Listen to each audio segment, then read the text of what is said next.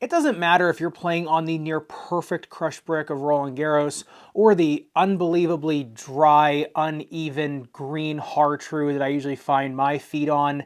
The Asics Gel Resolution 9 is going to have something for you no matter what court you're on, or maybe something in between those two. Let's get into them. And an absolutely enormous shout out to Tennis Point USA for sending me one of their coveted pairs of the hot pink Gel Resolution 9s. I was in there just begging them to send me this colorway of them. So thank you, Nate, and everyone at Tennis Point USA for sending me a pair of these. If you do want to pick up a pair of these or any other colorways of the Gel Resolution 9, I'll leave a link in the description below. And as soon as I put the Gel Resolution 9s on a hard court, I thought, this is going to make a very good clay shoe as long as they come out in a clay tread, and lo and behold, they did, and I really was not disappointed. Now, the uppers of the Gel Resolution 9 clay are the same as the Gel Resolution 9 all-court version. Now, what I like most about the Gel Resolution lineup, 8s or 9s, is the slip knot you get here in the distal forefoot. It really does suck your foot into the shoe, which is very nice. Now, the thing I like about the uppers of the Gel Resolution 9 for clay specifically is the Dynawall combined with the external heel counter that goes all the way here into the medial side of the shoe. Gives you such good snap going side to side, a lot of speed off the first step, especially on a drier clay court, or maybe a clay court that's a little bit more uneven in terms of moisture, or even in terms of how much clay is, how much loose clay is on the top of the court. I found with these, planting going side to side, I could always get a pretty good launch off that first side step versus some other shoes where they may be good going front to back, have good speed or good containment.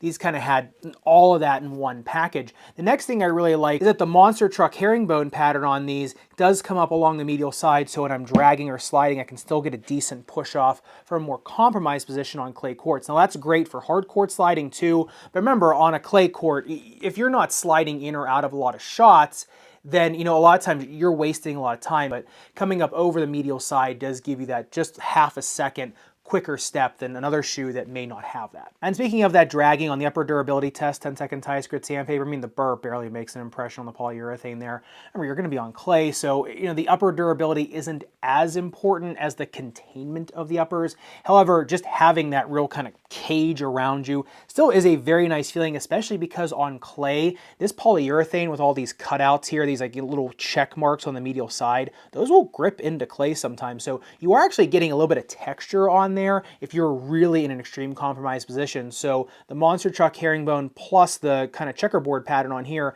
actually does give a little bit more grip on the court versus a shoe that might just have more of a smooth upper or just textile upper. But the one thing you do compromise all this ruggedness in the uppers is breathability. And on the breathability test, these heated up 164.7 degrees, cooled down another 64.6 degrees.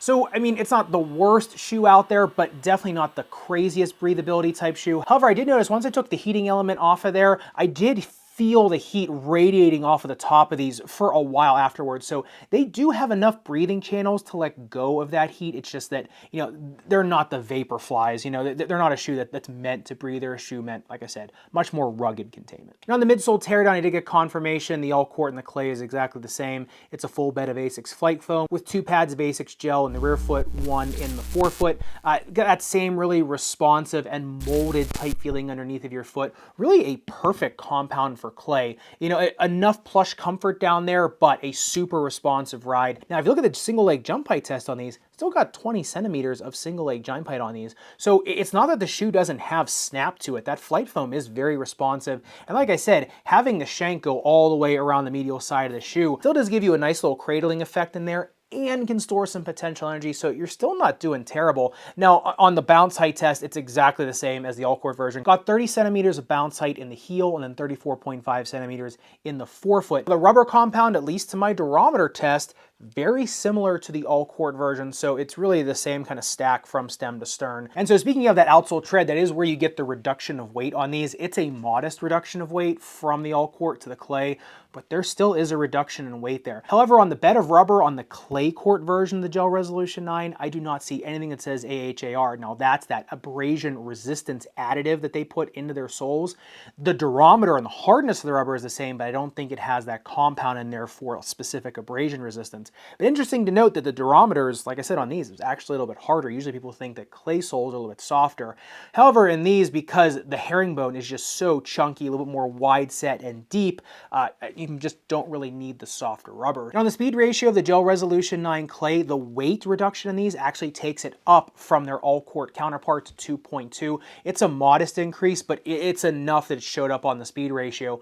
These things, to me, in terms of speed on a clay court, are one of the fastest, like I said, side-to-side moving shoes. Yeah, I mean, they're decently quick getting from the baseline to a drop shot up at the net, but it's that side-to-side sliding and then pushing off capability of these is what really sets them apart from other shoes. And on the outsole durability test, 10 seconds high grit sandpaper, I mean, yeah, not even a millimeter of damage on this. Interestingly enough, my father has had a pair of Gel Resolution 8 clay shoes for over 2 years now, and the treads on them still look pretty much brand new. And getting into the fit of the Gel Resolution 9 clay, same as the Gel Resolution 9 all quart, narrow, medium foot, and go true to size. My Twee with foot had no problems in the clay or the all quart version. However, if you do want a little more room, you can go up a half size if you're a 2E. These do have a runner's knot in them, so you shouldn't have problems with heel slippage. I didn't have problems with slippage in the clay or the all quart version, which is really nice.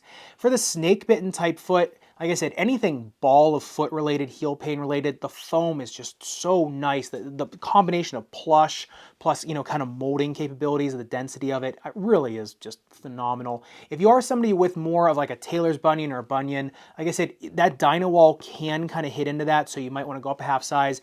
If these do come out in a 2E version, maybe just wait and get those. I know I've had some people that waited with the Gel Resolution 8 to come out in a 2E and just absolutely loved it, where they really didn't like the D or the standard width version of the shoe. Plus, with the external heel counter going into the shank, anybody with kind of pronatory issues and like that, especially if you throw a low profile orthotic in these are really a premium choice for that. So really anything in the snake bitten category, besides anything bulging out from the sides of your foot, they'll do just fine. And if you are a player with chronic foot issues and just have not been able to get a solid straight answer on how to get back to the tennis court or how to prevent it from happening again, or just, you know, really any type of teething issues in your foot that's preventing you from playing your best, I do have one-on-one consulting available in the description below, so make sure you click that link and maybe we can get your problem sorted for you too. All right, back to shoes. And getting into the all-important playability of the Gel Resolution 9 clay, I will say the tools of this shoe I think do very well on a hard court, especially because they are so forgiving on a hard court. You can play very aggressively, but the flight foam is just really nice feeling on the bottom of your foot on an unforgiving court.